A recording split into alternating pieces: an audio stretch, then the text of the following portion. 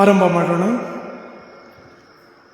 ನೀವು ನಿಮ್ಮ ಸ್ವಂತ ಸ್ವತ್ತಲ್ಲ, ನೀವು ಕ್ರಯಕ್ಕೆ ಕೊಳ್ಳಲ್ಪಟ್ಟವರು.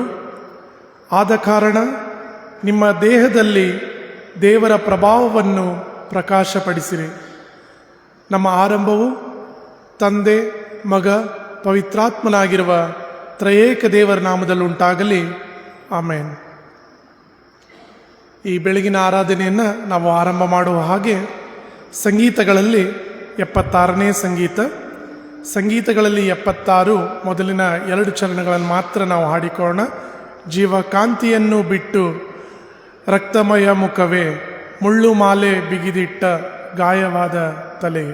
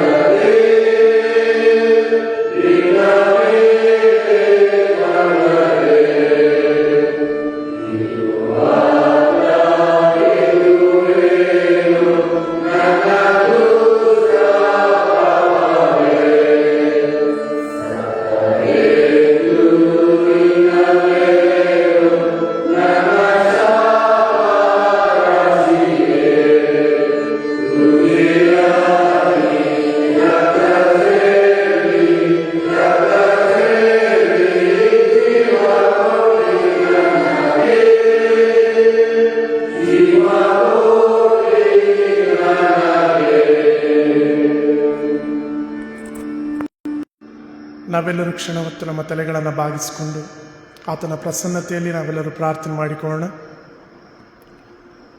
ನಮ್ಮನ್ನು ಅತ್ಯಂತವಾಗಿ ಪ್ರೀತಿ ಮಾಡುತ್ತಿರುವಂಥ ನಮ್ಮ ಸ್ವರ್ಗೀಯ ತಂದೆ ಆದ ದೇವರೇ, ತಿರುಗೊಂದು ಆವರ್ತಿ ಈ ಬೆಳಗಿನ ಜಾವಕ್ಕಾಗಿ ನಿನಗೆ ಸ್ತೋತ್ರ ಹೇಳ್ತೇವೆ ಸ್ವಾಮಿ.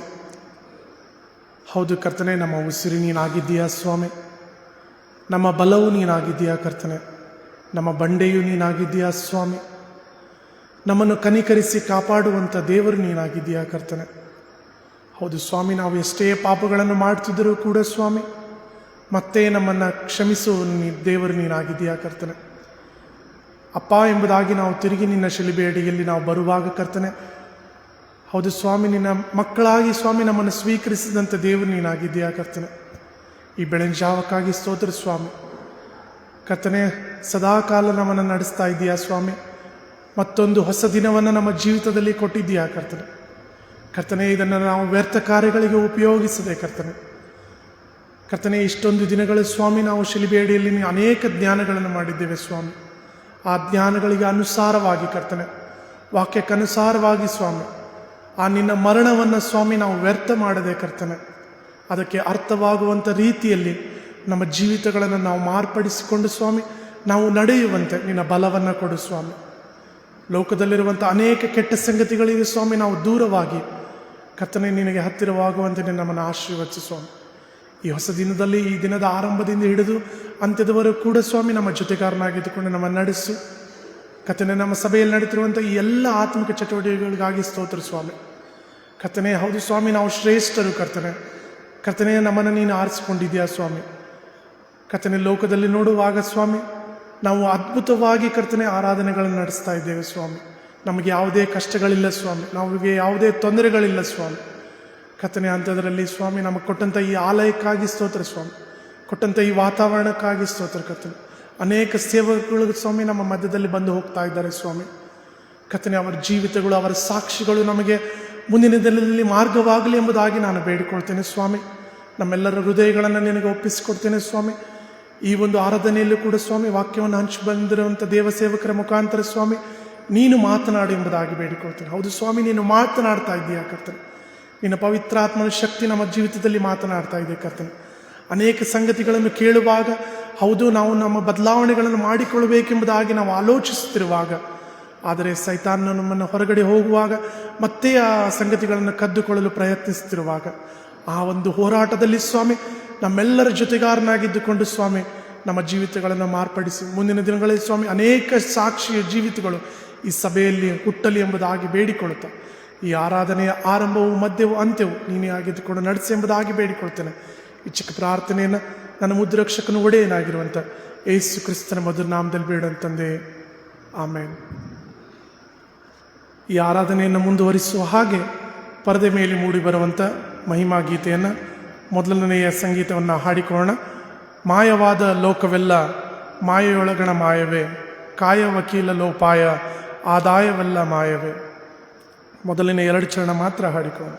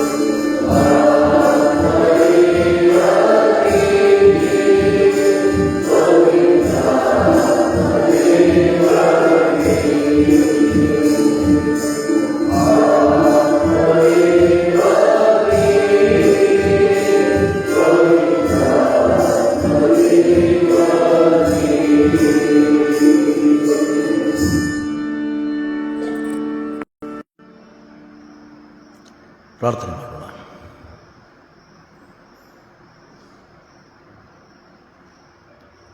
ಕರ್ತನೇ,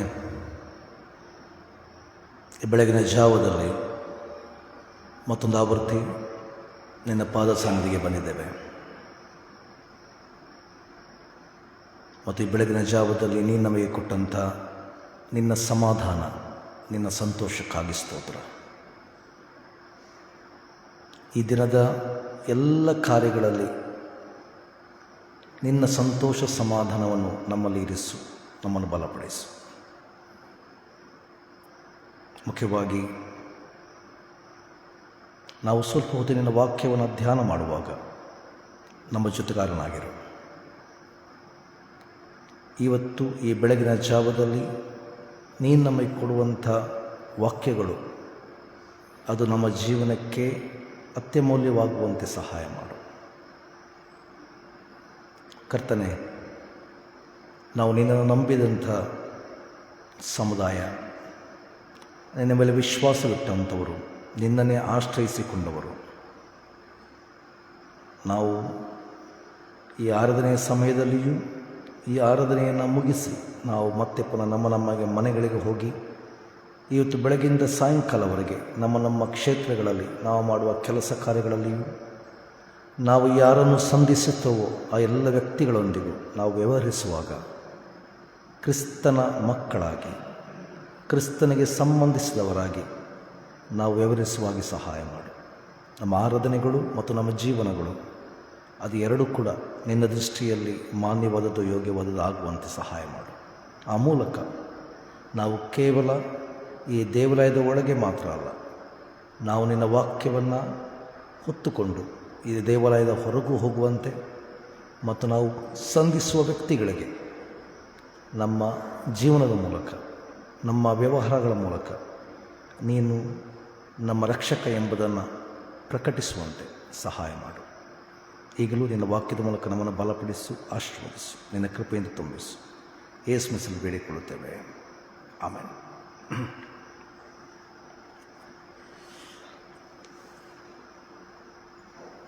ಈ ಬೆಳಗಿನ ಸ್ವಲ್ಪ ಹೊತ್ತಿನ ಧ್ಯಾನಕ್ಕೆ ನಾನು ಆರಿಸಿದಂಥ ದೇವರ ವಾಕ್ಯದ ಮಾತು ಮತ್ತಾಯನ ಬರೆದ ಸುವಾರ್ತೆ 16ನೇ ಅಧ್ಯಾಯ 24ನೇ ವಚನದಿಂದ 27ನೇ ವಚನದವರೆಗೆ.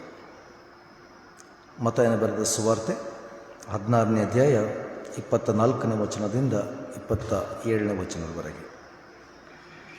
ಅಲ್ಲಿ ಈ ರೀತಿ ಬರೆಯಲ್ಪಟ್ಟಿದೆ: ಯೇಸು ತನ್ನ ಶಿಷ್ಯರಿಗೆ ಹೇಳಿದ್ದೇನೆಂದರೆ, ಯಾವನಿಗಾದರೂ ನನ್ನ ಹಿಂದೆ ಬರುವುದಕ್ಕೆ ಮನಸ್ಸಿದ್ದರೆ ಅವನು ತನ್ನನ್ನು ನಿರಾಕರಿಸಿ ತನ್ನ ಶಿಲುಬೆಯನ್ನು ಹೊತ್ತುಕೊಂಡು ನನ್ನ ಹಿಂದೆ ಬರಲಿ. ತನ್ನ ಪ್ರಾಣವನ್ನು ಉಳಿಸಿಕೊಳ್ಳಬೇಕೆಂದಿರುವವನು ಅದನ್ನು ಕಳಕೊಳ್ಳುವನು, ಆದರೆ ನನ್ನ ನಿಮಿತ್ತವಾಗಿ ತನ್ನ ಪ್ರಾಣವನ್ನು ಕಳಕೊಂಡವನು ಅದನ್ನು ಕಂಡುಕೊಳ್ಳುವನು.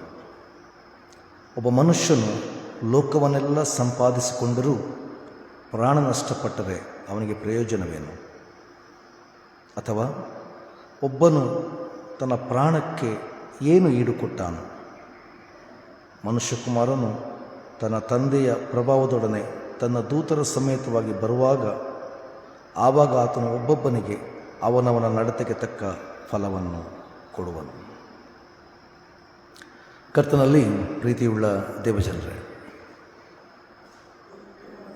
ನಾವು ಮೊನ್ನೆಯಿಂದ ಬೇರೆ ಬೇರೆ ಪರಿಚ್ಛೇದಗಳನ್ನು ಮಾತಾಡಿಕೊಂಡು ನಾವು ಹೋಗ್ತಿದ್ದೇವೆ. ಆದರೆ ನಿನ್ನೆ ಕೂಡ ನಾನು ಭಾಳ ಪ್ರಾಮುಖ್ಯವಾಗಿ ಮಾತಾಡಿದ ಒಂದು ವಿಚಾರ ಕ್ರಿಸ್ತನನ್ನು ಅರಿತುಕೊಳ್ಳುವ ವಿಚಾರ. ಈಗ ಅದರ ಮುಂದಿನ ಭಾಗವಾಗಿ ಮುಂದುವರೆಯೋಣ. ಕ್ರಿಸ್ತನನ್ನು ಅರಿತುಕೊಂಡದ್ದು ಒಂದು ಹಂತ, ಅಥವಾ ಕ್ರಿಸ್ತನನ್ನು ನಮ್ಮ ಜೀವನದಲ್ಲಿ ನಾವು ರಕ್ಷಕನಾಗಿ ಸ್ವೀಕರಿಸುವಂಥದ್ದು ಒಂದು ಹಂತ, ಅಥವಾ ಕ್ರಿಸ್ತನ ಅನ್ಯೋನ್ಯತೆಗೆ ಅಥವಾ ಕ್ರಿಸ್ತನ ಆ ಒಂದು ಸಂಬಂಧಕ್ಕೆ ನಾವು ಸೇರುವುದು ಒಂದು. ಅಷ್ಟಾದರೆ ಸಾಲುವುದಿಲ್ಲ, ಅದು ಒಂದು ಹಂತ ಅಷ್ಟೆ.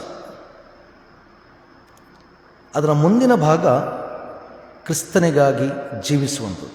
This is essential. ಕ್ರಿಸ್ತನನ್ನು ಅರಿತುಕೊಳ್ಳುವುದು ಮತ್ತು ಕ್ರಿಸ್ತನಿಗಾಗಿ ಜೀವಿಸುವುದು. ಪೌಲ ಗಲಾತಿಯದವರಿಗೆ ಬರೆದ ಪತ್ರಿಕೆ 2ನೇ 20ನೇ ವಚನದ ನೀವು ಓದಿದರೆ, ಯಾರಾದ್ರು ಓದ್ತೀರಾ? ಗಲಾತಿಯ 2:20 ಏನು ಹೇಳ್ತಾನೆ? ಇನ್ನು ಜೀವಿಸುವವನು ನಾನಲ್ಲ, ಕ್ರಿಸ್ತನು ನನ್ನಲ್ಲಿ ಜೀವಿಸ್ತಾನೆ. ಇನ್ನು ಜೀವಿಸುವ ನಾನಲ್ಲ, ಕ್ರಿಸ್ತನು ನನ್ನಲ್ಲಿ ಜೀವಿಸ್ತಾನೆ. ಒಂದು ಸಲ ಒಂದು ಸೇವಕರು ಒಂದು ಹಳ್ಳಿಗೆ ಸುವಾರ್ತೆ ಸಾರಿಕೊಂಡು ಹೋದರಂತೆ. ಅಲ್ಲಿ ಹೋಗುವಾಗ ಒಬ್ಬರು ಹೊಲದಲ್ಲಿ ಕೆಲಸ ಮಾಡ್ತಿದ್ರು, ಅವರನ್ನು ಕರೆದು ಮಾತಾಡಿದ್ರಂತೆ. ಮಾತಾಡಿ, ನಾನು ಈ ಊರಿಗೆ ಹೋಗ್ತಿದ್ದೇನೆ, ನಾನು ಹೀಗೆ ದೇವರ ಸೇವಕ ಎಂಬುದಾಗಿ ಹೇಳುವಾಗ ಆ ವ್ಯಕ್ತಿ ಹೇಳಿದ್ರಂತೆ, ಸ್ವಾಮಿ, ನೀವು ನನ್ನನ್ನು ಮೊದಲು ಭೇಟಿಯಾಗಿದ್ದೀರಿ, ನನಗೆ ಸುವಾರ್ತೆ ಕೊಡಿ. ಹಾಗೆ ಅವರಿಗೆ ಅಲ್ಲಿ ಸುವಾರ್ತೆ ಕೊಟ್ಟರು. ಅವರಿಗೆ ಆ ನಂಬಿಕೆಯ ಕುರಿತು ಮಾತಾಡಿದರು. ನಂತರ ಹೇಳಿದರು, ಅವರ ಹೆಸರು ತೋಮ ಅಂತ ಇತ್ತು. ಇನ್ನು ಮೇಲೆ ನೀವು ತೋಮ ಅಲ್ಲ, ಈ ಊರಿನ ಮೊದಲ ಕ್ರೈಸ್ತ ನೀವು. ಆದ್ದರಿಂದ ಇನ್ನು ಮೇಲೆ ನಿಮ್ಮ ಹೆಸರು ಅಬ್ರಹಾಮ. ನಾನು ನಿಮಗೆ ಹೊಸ ಹೆಸರು ಕೊಡ್ತೇನೆ, ಅಬ್ರಹಾಮ ಅಂತೇಳಿ ಮತ್ತೆ ಊರೊಳಗೆ ಹೋಗಿ ಅಲ್ಲಿ ಸುಮಾರು ಸಮಯಗಳಿದ್ದು ಅಲ್ಲಿ ಕ್ರೈಸ್ತ ಸೇವೆಯನ್ನು ಮಾಡಿ ಮತ್ತೆ ಹೋದ್ರಂತೆ. ಆಮೇಲೆ ಮತ್ತೆ ಪುನಃ 1 ವರ್ಷದ ನಂತರ ನಾನು ಸುವಾರ್ತೆ ಸಾರಿದ ಸ್ಥಳ ಹೇಗುಂಟು ಅಂತ ನೋಡಲಿಕ್ಕೆ ಬಂದಾಗ ಈ ವ್ಯಕ್ತಿ ಮತ್ತೆ ಪುನಃ ತೋಟದಲ್ಲಿ ಎಲ್ಲೋ ಕೆಲಸ ಮಾಡ್ತಿರಂತೆ. ಕರೆದ್ರಂತೆ, ಅಬ್ರಹಾಮ ಬನ್ರಿ ಇಲ್ಲಿ ಅಂತ. ಬಂದ್ರಂತೆ. ಬಂದೊಂದು ಮಾತು ಹೇಳಿದ್ರಂತೆ, ಅಬ್ರಹಾಮ್ ಅಲ್ರಿ, ಕ್ರಿಸ್ತನ ಜೀವಿಸ್ತಾನ. Who is living? Christ is living. So this should be the experience. ನನ್ನನ್ನು ಮತ್ತು ನಿಮ್ಮನ್ನು ನೋಡುವಂಥ ಮಾತಾಡುವಂಥ ಜನರಿಗೆ ನಮ್ಮ ಮಾತುಗಳು ಮತ್ತು ನಾವು ನಡೆಕೊಳ್ಳುವ ರೀತಿಗಳು ಯಾರನ್ನು ತೋರಿಸಬೇಕು? ಕ್ರಿಸ್ತನನ್ನು ತೋರಿಸಬೇಕು. This is very essential. ನೀವು ಅಪೊಸ್ತಲರ ಕೃತ್ಯ 4ನೇ ಅಧ್ಯಾಯದಲ್ಲಿ ನೋಡಿದರೆ, ಅಲ್ಲಿ ಆರಂಭದಲ್ಲಿ ಯೇಸುವಿನ ಶಿಷ್ಯರು ಯೇಸುವಿನ ಮರಣ ಮತ್ತು ಪುನರುತ್ಥಾನದ ನಂತರ ಅವರು ಮುಂದಕ್ಕೆ ಅವರು ಕ್ರೈಸ್ತ ಸಭೆಯಾಗಿ ಬೆಳೆಯುವಾಗ ಆರಂಭದಲ್ಲಿ ಅವರು ಸುವಾರ್ತೆ ಸಾರಿಕೊಂಡು ಹೋಗಲಿಲ್ಲ. ಅವರೇನು ಮಾಡಿದರು ಅಂತ ಹೇಳಿದರೆ, ಅವರು ಒಂದು ಸ್ಥಳದಲ್ಲಿ ಅಥವಾ ಒಂದು ಮನೆಯಲ್ಲಿ ಕೂತ್ಕೊಂಡು ಅವರು ಆರಾಧನೆಗಳನ್ನು ಮಾಡ್ತಿದ್ದರು. ಅಲ್ಲಿ ಅವರು ದೇವರಿಗೆ ಸ್ತುತಿ ಪದಗಳನ್ನು ಹಾಡ್ತಿದ್ದರು. ನೀವು ದೇವರ ವಾಕ್ಯ ನೋಡಿದ್ರೆ ಅಲ್ಲಿ ಹೇಳ್ತದೆ, ಅವರ ಜೀವಿತವನ್ನು ನೋಡಿ ಪ್ರತಿದಿನ ಮಂಡಳಿಗೆ ಜನರು ಸೇರ್ತಾ ಇದ್ದರು. ಯಾರದು ನೋಡಿ? ಅವರ ಜೀವಿತ ನೋಡಿ. ಅವರ ಸುವಾರ್ತೆ ಅಲ್ಲ, ಬದಲಾಗಿ ಅವರ ಜೀವಿತವನ್ನು ನೋಡಿ ಪ್ರತಿದಿನ ಮಂಡಳಿಗೆ ಜನರು ಸೇರ್ತಾ ಇದ್ದರು. It's very essential. ಅದರಿಂದ ಇವತ್ತಿನ ಸುವಾರ್ಥ ಭಾಗದಲ್ಲಿ ನೋಡಿದ್ರೆ, ಯೇಸು ಕೊಡುವ ಕರೆ ನಿಜವಾಗಿ ನಿಮ್ಮಲ್ಲಿ ಯಾರಿಗಾದರೂ ನನ್ನ ಹಿಂದೆ ಬರುವುದಕ್ಕೆ ಮನಸ್ಸಿದ್ದರೆ ಅವರು ತನ್ನನ್ನು ನಿರಾಕರಿಸಬೇಕು.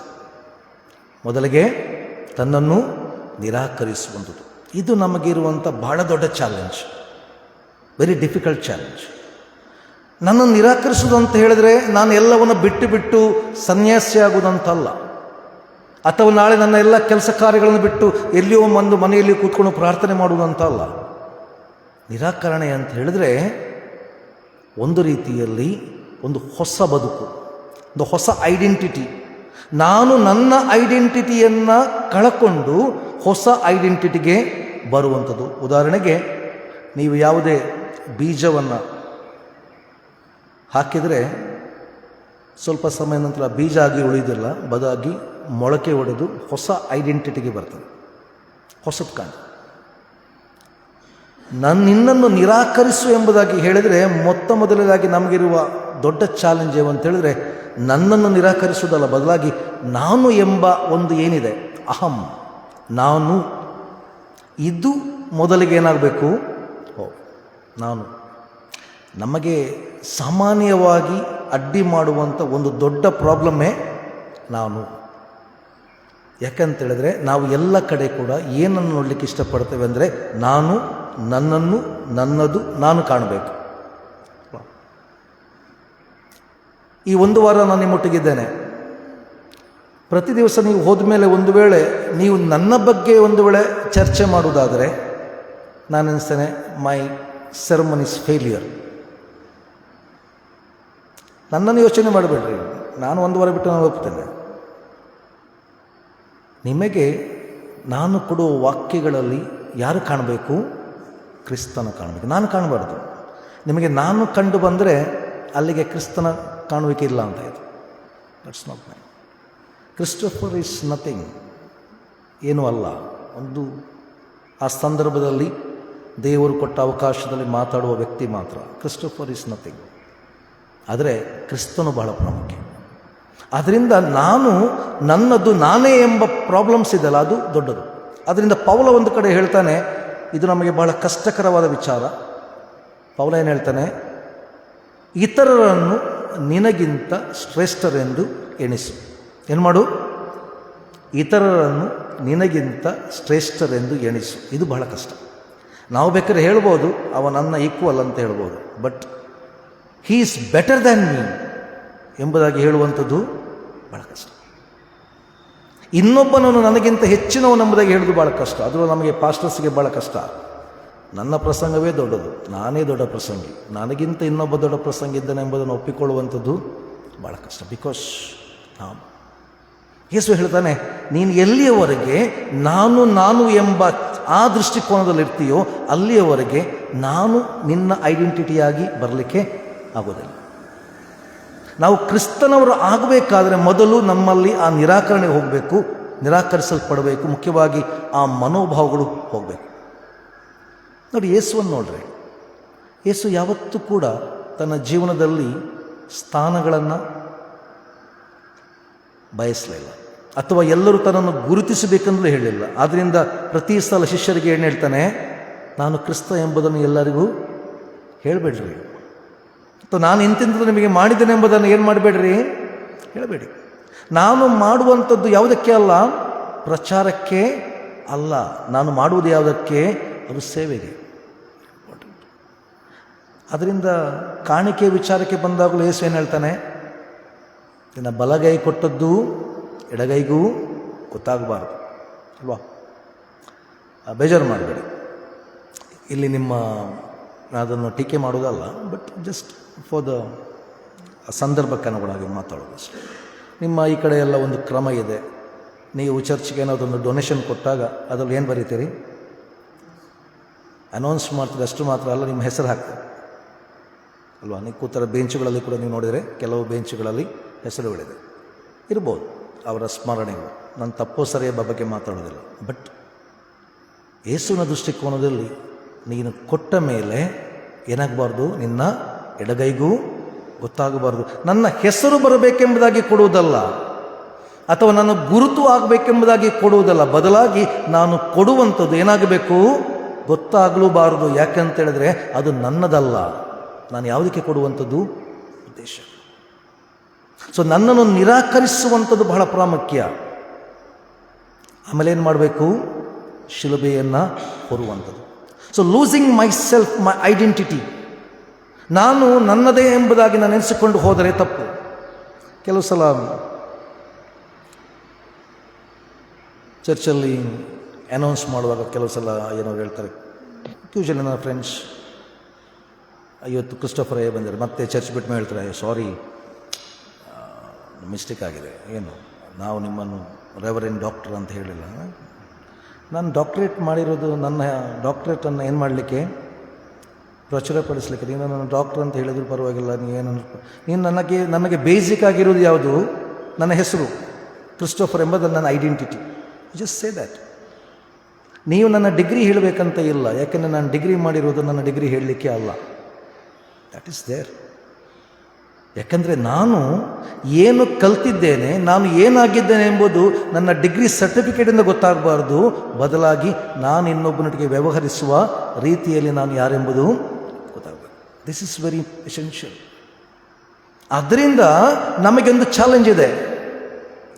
ನಾನು ನನ್ನ KTC ವಿದ್ಯಾಭ್ಯಾಸದ ನಂತರ, ಥಿಯಾಲಜಿಕಲ್ ಸ್ಟಡಿ ನಂತರ ನನ್ನ ಮೊದಲ ಚರ್ಚ್ ಮಸ್ಕಾಪುರ, ಚಾಮರಾಜನಗರದಲ್ಲಿ. ಅಲ್ಲಿ ಇರುವಾಗ ನನಗೆ ಅಲ್ಲಿ ಚರ್ಚ್ ಹತ್ರ ಮನೆ ಇರಲಿಲ್ಲ, ಆಗ ಅವರು ಪಾರ್ಸನೇಜ್ ಕಟ್ಟಿರಲಿಲ್ಲ. ಸೊ ನಾನು ಚಾಮರಾಜನಗರದ ಸಿಟಿಯ ಸೆಂಟ್ರಲ್ಲಿ ಅಲ್ಲಿ ಒಂದು ವಾರ್ಡನ್ ಹೌಸ್ ಇತ್ತು, ಅಲ್ಲಿ ಒಂದು ಬೋರ್ಡಿಂಗ್ ಹೋಮ್ ಮುಚ್ಚಲ್ಪಟ್ಟಿತ್ತು. ಅದರಿಂದ ವಾರ್ಡನ್ ಹೌಸ್ ಖಾಲಿತ್ತು. ನಾನು ಆ ಮನೇಲಿದ್ದೆ. ಸಾಧಾರಣ ನಾವು ಪ್ರತಿ ದಿವಸ ಅಲ್ಲಿಂದ ಚರ್ಚಿಗೆ ಸಾಯಂಕಾಲ ಬರ್ತಿದ್ದೆ, ಒಂದು 5 ಗಂಟೆಗೆಲ್ಲ. ಅಲ್ಲಿ ಬಂದು ಮನೆಗಳಲ್ಲಿ ವಿಸಿಟ್ ಮಾಡಿ ಒಂದು 8:30 ಗಂಟೆಗೆ ವಾಪಸ್ ನನ್ನ ಮನೆಗೆ ಹೋಗ್ತಿದ್ದೆ. ಇದು ರುಟೀನ್. ಒಂದು ದಿವಸ ಬಸ್ ಸ್ಟ್ಯಾಂಡಲ್ಲಿ ಕಾಯ್ತಾ ಇದ್ದೆ. ಎಷ್ಟು ಹೊತ್ತಕ್ಕಾದರೂ ಬಸ್ ಬರಲಿಲ್ಲ. ಆವತ್ತು 8:15 ಗಂಟೆಗೆ ಯಾವಾಗಲೂ ಬರೋ ಬಸ್ ಬರಲಿಲ್ಲ. ಸುಮಾರು ಹೊತ್ತಾಯಿತು. ನನ್ನ ಪಕ್ಕದಲ್ಲಿ ಇನ್ನೊಬ್ಬರು ಸಹ ನಿಂತಿದ್ರು. ನಾವಿಬ್ಬರು ಕಾಯ್ತಾ ಇದ್ದೆವು. ಕೊನೆಗೆ ಒಂದು ಆಟೋ ಬಂತು. ಅವರು ಪಕ್ಕದವರು ಹೇಳಿದ್ರು, ಸರ್ ನಾವು ಶಾರಿಂಗಲ್ಲಿ ಆಟೋದಲ್ಲಿ ಹೋಗುವ ಅಂತ. ಓಕೆ, ನಾವಿಬ್ಬರು ಶಾರಿಂಗಲ್ಲಿ ಆಟೋದಲ್ಲಿ ಹತ್ತಿದ್ದೆವು, ಬಂದೆವು. ಪಾಪ ಆ ವ್ಯಕ್ತಿಗೆ ತುಂಬ ನೆಗಡಿ ಆಗಿತ್ತು. ಫುಲ್ಲು ಶೀತ ಆಗಿತ್ತು. ಸ್ವಲ್ಪ ದೂರ ಹೋದ್ಮೇಲೆ ಗಟ್ಟಿಯಾಗಿ ಒಂದು ಸೀನಿದ್ರು. ಅವ್ರು ಸೀನಿದ ರೀತಿ ಹೇಗಿತ್ತು ಅಂತೇಳಿದ್ರೆ, ನನ್ನ ಬಟ್ಟೆಯಲ್ಲೆಲ್ಲ ಹಳದಿ ಎಲ್ಲ ಬಿದ್ದಿತ್ತು ಪೂರ್ತಿ. ಅವರು ಸೀನು ಏನು ಮಾಡೋದು? ಸಾಮಾನ್ಯವಾಗಿ ನನಗೆ ಸಿಟ್ಟು ಭಾಳ ಬೇಗ ಬರ್ತದೆ. ಆದರೆ ಯಾವತ್ತೇನೂ ಗೊತ್ತಿಲ್ಲ, ಭಾಳ ಶಾಂತವಾಗಿದ್ದೆ. ಆ ವ್ಯಕ್ತಿಗೆ ಇಷ್ಟೇ ಕೇಳಿದ್ದು, ನೀವೊಂದು ಎಜುಕೇಟೆಡ್ ಪರ್ಸನ್ ಥರ ಕಾಣ್ತೀರಿ, ಅಟ್ಲೀಸ್ಟ್ ಸೀನುವಾಗ ಕೈಯನ್ನಾದರೂ ಏನು ಮಾಡಬೇಕು, ಅಡ್ಡ ಇಟ್ಕೊಳ್ಬೇಕು. ಅವರೇನು ಹೇಳಿರ್ಬೋದು? ಸಾರಿ ಹೇಳ್ಬೋದಾ? ಹೇಳಿಲ್ಲ. ಅವರನ್ನು ಕಾಲರ್ ಹಿಡ್ಕೊಂಡ್ಬಿಟ್ರು. ಓಕೆ, ನಾನು ಕಾಲರ್ ಹಿಡ್ಕೊಂಡ್ಬಿಟ್ರು. ನಾನು ಹೇಳಿದಾಯ್ತು ಅಂದರೆ ಬಿಟ್ಬಿಡು. ಆಮೇಲೆ ಅವರ ಸ್ಟಾಪ್ ಬಂದು ಅವ್ರು ಹೇಳಿದ್ರು, ನಿಮ್ಮ ಕಾಸು ನಾನೇ ಕೊಡ್ತೇನೆ ಅಂದರು. ಬೇಡಪ್ಪ, ನನ್ನ ಕಾಸು ನಾನು ಕೊಡ್ತೀನಿ, ಹೋಗ. ಆಮೇಲೆ ಅವ್ರು ಹೋದ್ಮೇಲೆ ಆಟೋ ಡ್ರೈವರ್ ಹೇಳಿದ್ರು, ಏನು ಸರ್ ಸುಮ್ಮನೆ ಕೂತ್ಬಿಟ್ರಿ, ನೀವೊಂದು ಕೊಟ್ಟರೆ ನಾನು ಬಂದೆರಡು ಕೊಡ್ತಿದ್ದಲ್ಲ ಅಂತ. ಇರಲಿಯಪ್ಪ, ಪರವಾಗಿಲ್ಲ, ನಡೆಯಪ್ಪ. ಮರು ದಿವಸಕ್ಕೂ ನಾನು ಅಲ್ಲೇ ಬಸ್ ಸ್ಟ್ಯಾಂಡಿಗೆ ಕಾಯ್ತಿದ್ದೆ. ಇದೇ ವ್ಯಕ್ತಿ ಬಂದ, ನನ್ನ ನೋಡಿದ. ಆಮೇಲೆ ಕೇಳಿದ, ನೀವು ಈ ಊರಿನವರಾಗೆ ಕಾಣೋದಿಲ್ಲ, ನಿಮ್ಮೂರು ಯಾವುದು ಕೇಳಿದೆ. ಮಂಗಳೂರು ಅಂತ ಹೇಳಿದೆ. ಇಲ್ಲೇನು ಮಾಡ್ತೇವೆ? ನಮ್ಮದು ರೋಡ್ ಸೈಡ್ಗೆ ಚರ್ಚ್ ಇರೋದು, ನಾನು ಆ ಚರ್ಚ್ನ ಪಾಸ್ಟ್ರು ಅಂದೆ. ನೀವು ನಂಬಲಿಕ್ಕಿಲ್ಲ, ಆ ವ್ಯಕ್ತಿ ನನ್ನ ಕಾಲಬುಡದಲ್ಲಿ ಅಡ್ಡ ಬಿದ್ದಿದ್ದ. First experience.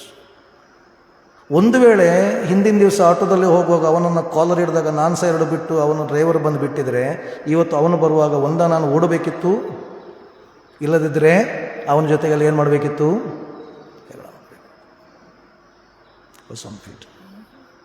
ನಂತರ ನಾನು ಅಲ್ಲಿಂದ ಟ್ರಾನ್ಸ್ಫರ್ ಆಗಿ 2 ವರ್ಷದ ನಂತರ ಹೋಗುವಾಗ ಒಂದು ಸಲ ಬ್ಯಾಂಕ್ ಹತ್ರ ಸಿಕ್ಕಿ, ಆಗಲೂ ಆ ವ್ಯಕ್ತಿ ಕೇಳಿದ, ಪಾಸ್ಟ್ರೇ ಕ್ಷಮಿಸಿದಿರಲ್ಲ.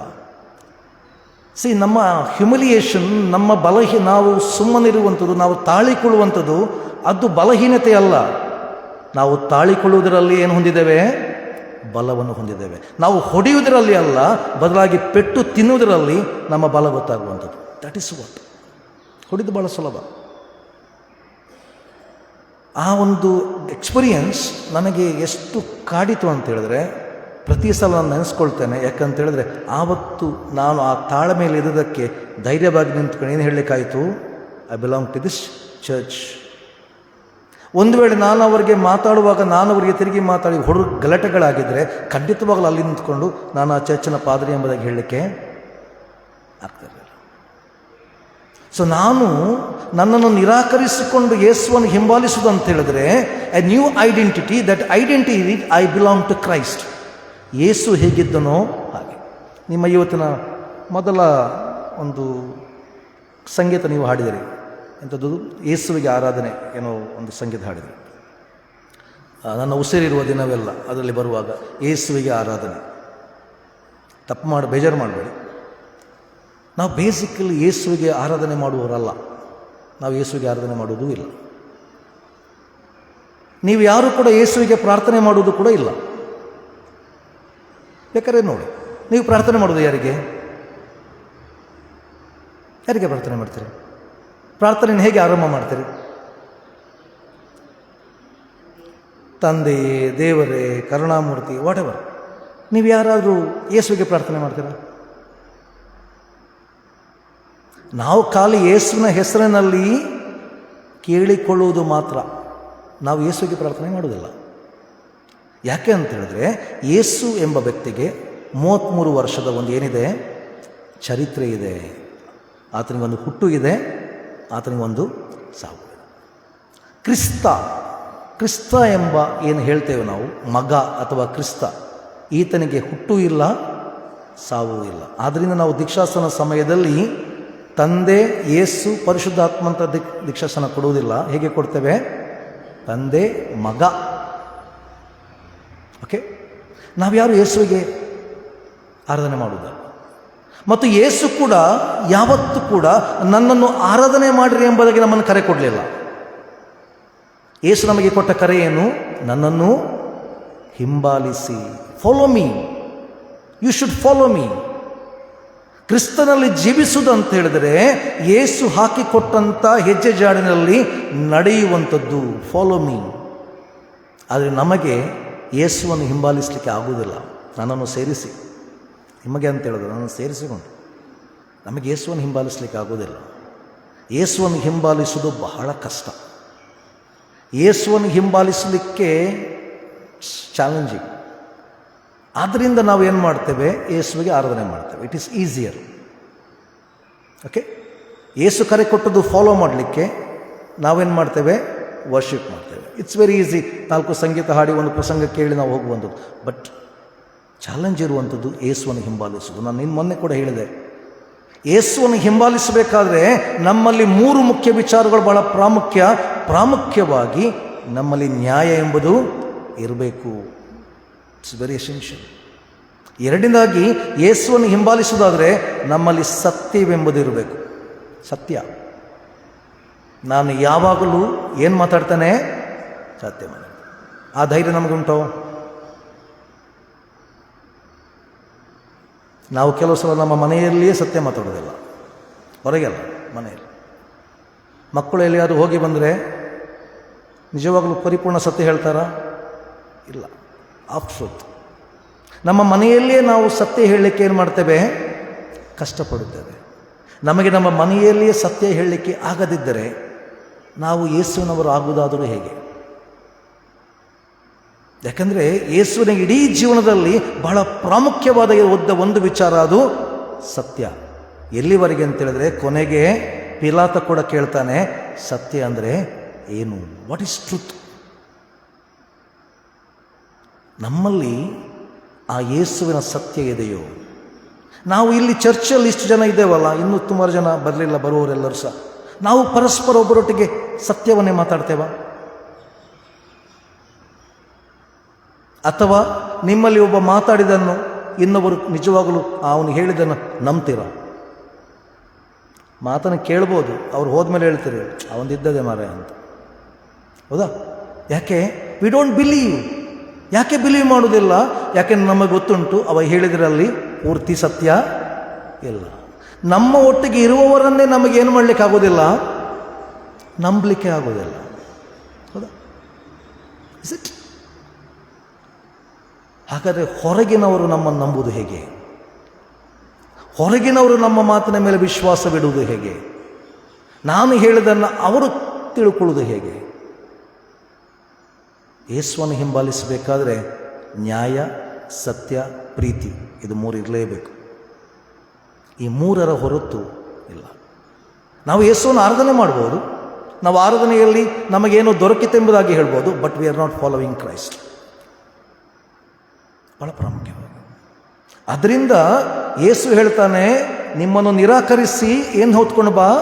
ಕ್ರೂಜೆಯನ್ನು ಹೊತ್ತುಕೊಂಡು ಬಾ. ಏನು ಕ್ರೂಜೆ ಅಂತ ಹೇಳಿದರೆ? ಕ್ರೂಜೆ ಅಂದರೆ ಯಾವುದು? ನಾಳೆ ಆ ಶಿಲುಬೆ ಇಟ್ಟಿದ್ದಾರೆ, ಅದನ್ನು ಹೊತ್ಕೊಂಡು ಹೋಗೋದು, ಅದು ಸುಲಭ. That is not a big thing. But ಕ್ರೂಜೆ ಅಂದರೆ ಏನು? ಕ್ರೂಜೆ ಅಂದರೆ ಏನಂತ ಗೊತ್ತಾಗಬೇಕಾದ್ರೆ ಯೇಸು ಹೇಳಿದ ಒಂದು ಮಾತಿದೆ ಮತ್ತಾಯನ ಸುವಾರ್ತೆಯಲ್ಲಿ, ನಾನು ಈ ಲೋಕದಲ್ಲಿ ಸಮಾಧಾನವನ್ನು ಹುಟ್ಟಿಸಲಿಕ್ಕೆ ಬರಲಿಲ್ಲ, ಏನು ಮಾಡಲಿಕ್ಕೆ ಬಂದಿದ್ದೇನೆ? ಖಡ್ಗವನ್ನು ಹಾಕೋದಕ್ಕೆ ಬಂದಿದ್ದೇನೆ. ತಂದೆಗೆ ವಿರುದ್ಧವಾಗಿ ಮಗನು, ಅತ್ತೆಗೆ ವಿರುದ್ಧವಾಗಿ ಸೊಸೆ. ಯಾಕೆ ಹೇಳ್ತಾನೆ? ಅವರಲ್ಲಿ ಜಗಳ ಹುಟ್ಟಿಸೋದಕ್ಕೋ ಅಲ್ಲ.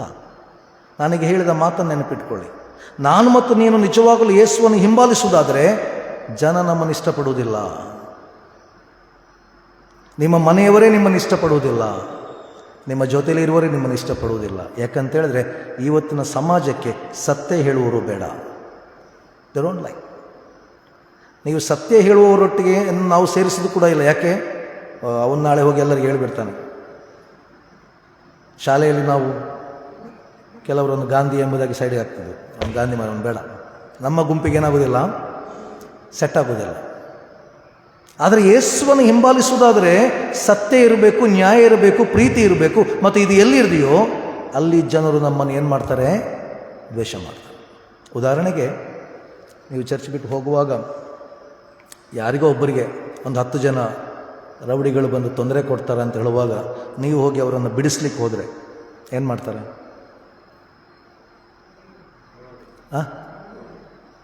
ಅವರನ್ನು ಬಿಟ್ಟು ನಿಮಗೆ ಫಸ್ಟ್ ಹೊಡಿತಾರೆ.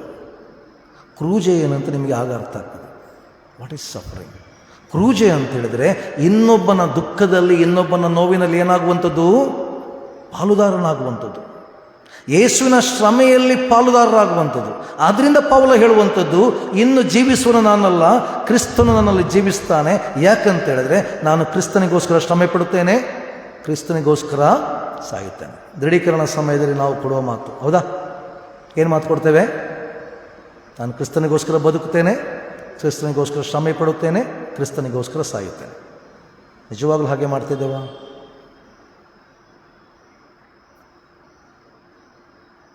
ದೃಢೀಕರಣ ಆಗಿ 1-2-3 ವರ್ಷ ಆದಮೇಲೆ ನಮ್ಮ ಯವನಸ್ಥ ಮಕ್ಕಳು ಹೇಳ್ತಾರೆ, ನಾನು ಬದುಕಿದರೆ ಅವಳಿಗೋಸ್ಕರ, ಸತ್ತರೆ ಅವಳಿಗೋಸ್ಕರ, ಬದುಕು ಸತ್ತರು ಅವಳೊಟ್ಟು. ಅಥವಾ ಹುಡುಗಿಯರು ಉಲ್ಟಾ ಹೇಳ್ಬೋದು.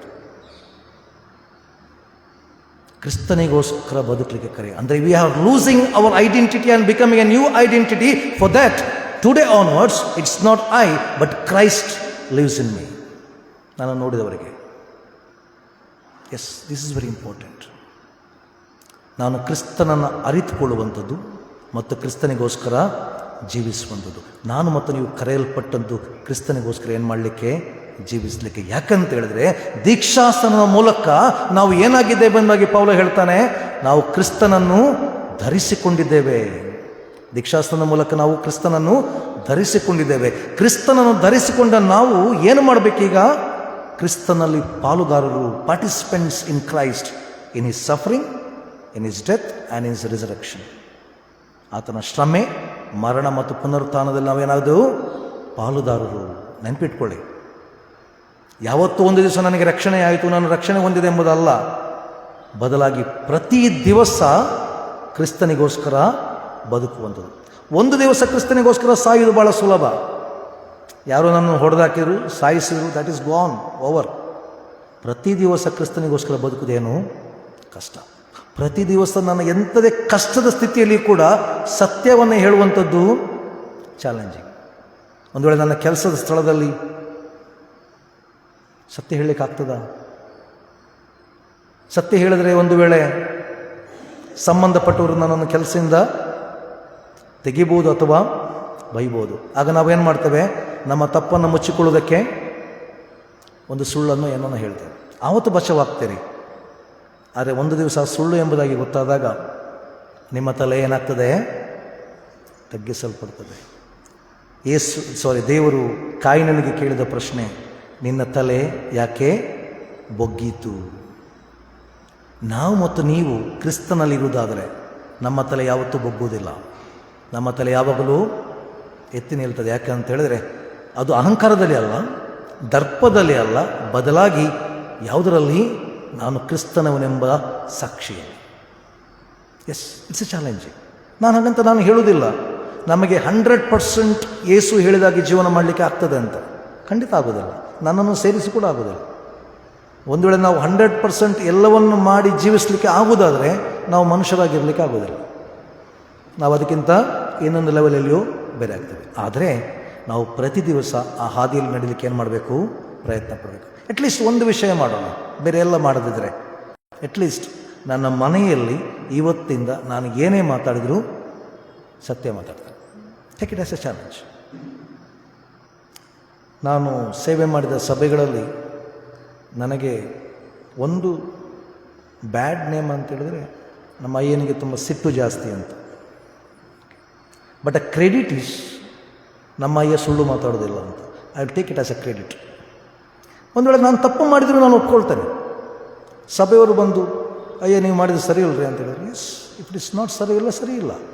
ನಾನು ಸರಿ ಇಲ್ಲ, ಅದು ಹಾಗೆ ಮಾಡಿದೆ, ಅವನು ಮಾಡಿದಕ್ಕೋಸ್ಕರ ಹೀಗೆ ಮಾಡಿದೆ, ಆ ಪ್ರಶ್ನೆಗಳೇ ಇಲ್ಲ. ನಾನು ತಪ್ಪು ಮಾಡಿದರೆ ಏನಾಗಿ ಮಾಡಿದ್ದೇನೆ? ಇದು ತಪ್ಪು. What is wrong?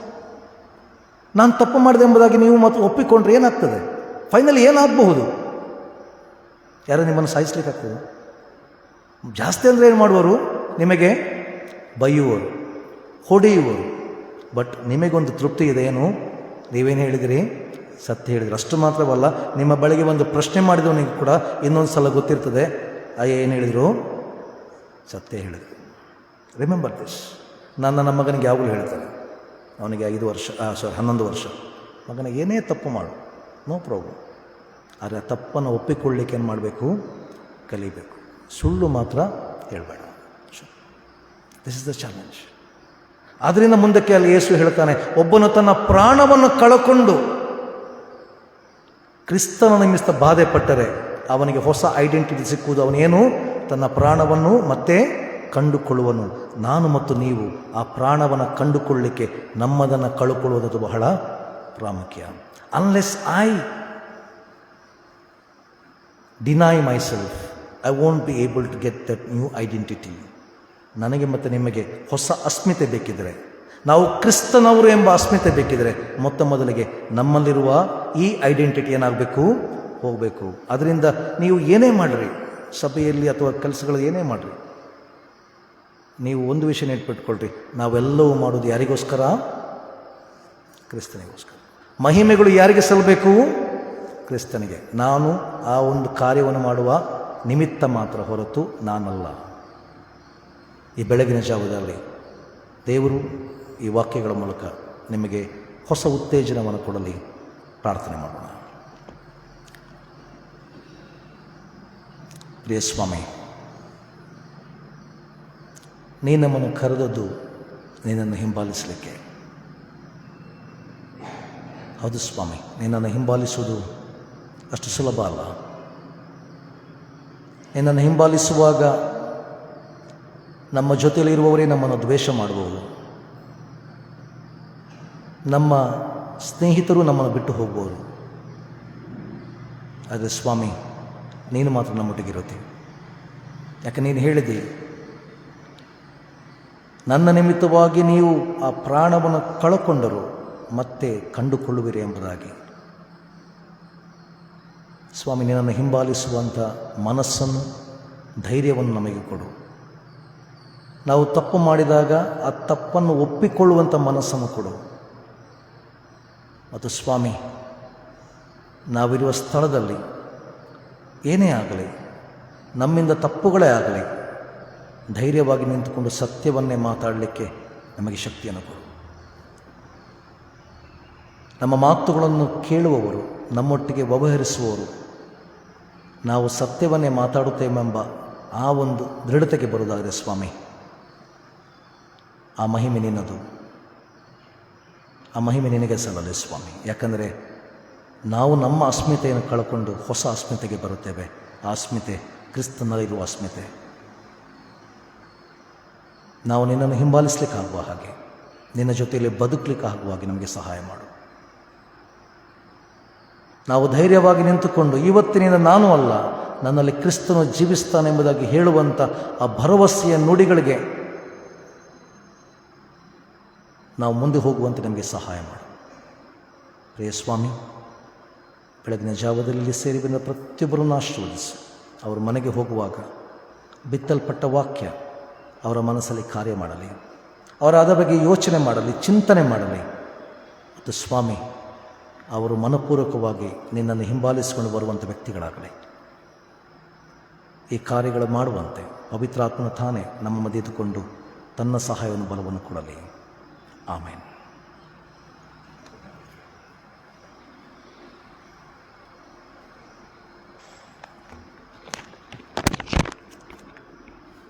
ಉತ್ತಮವಾದ ವಾಕ್ಯ ಸಂದೇಶದ ಮುಖಾಂತರ ನಮ್ಮ ಹೃದಯಟ್ಟಿ ಮಾತನಾಡಿದಂಥ ತಂದೆಯಾದ ದೇವರಿಗೆ ಸ್ತೋತ್ರ ಹೇಳುತ್ತಾ, ವಾಕ್ಯ ಸಂದೇಶ ನೀಡಿದಂಥ ಅಯ್ಯನವರಿಗೆ ಕೂಡ ಸಭಾಪಾಲಕರು, ಸಭಾಪಾಲನಾ ಸಮಿತಿ ಸಭೆಯವರ ಪರವಾಗಿ ನಾನು ವಂದನೆಗಳನ್ನು ಸಲ್ಲಿಸುವನಾಗಿದ್ದೇನೆ. ಕೊನೆಯದಾಗಿ ನಾವು ಹಾಡುವಂಥ ಸಂಗೀತಗಳಲ್ಲಿ 217ನೇ ಸಂಗೀತಗಳಲ್ಲಿ 217 ಮೊದಲಿನ 2 ಚರಣಗಳನ್ನು ಮಾತ್ರ ನಾವು ಹಾಡಿಕೊಳ್ಳೋಣ.